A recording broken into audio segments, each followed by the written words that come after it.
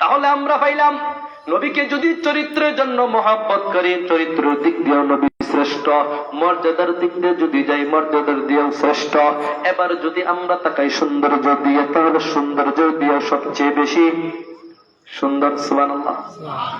আর জোরে কন্যা বাড়ি যে কই।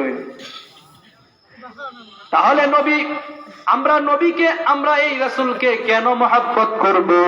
এক কথায় ব্যাখ্যা করার প্রয়োজন নাই, ব্যাখ্যা করার প্রয়োজন নাই।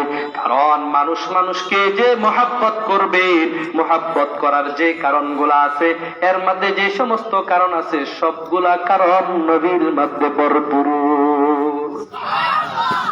এবার নবীকে মহব্বত করলে, নবীকে মহব্বত করবো কতটুকু করবো? পাইলাম তো। আল্লাহকে পাইতে গেলে কারে দরকার? মুহাম্মদ সাল্লাল্লাহু আলাইহি সাল্লামের অনুসরণ অনুকরণ দরকার। কেন মহব্বত করবো?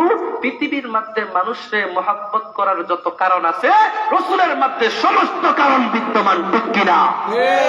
সেই নবীর চরিত্রে যদি কেউ আঘাত হানে, সেই নবীর ধর্ম ইসলাম নামক ধর্মকে যদি কেউ কি করতে চায়, দুলিয়ে দিতে চায়, নিশ্চিহ্ন করতে চায়, তাহলে আমরা ঘরের কোন বসে থাকবো, ঠিক কিনা? বসে থাকবো?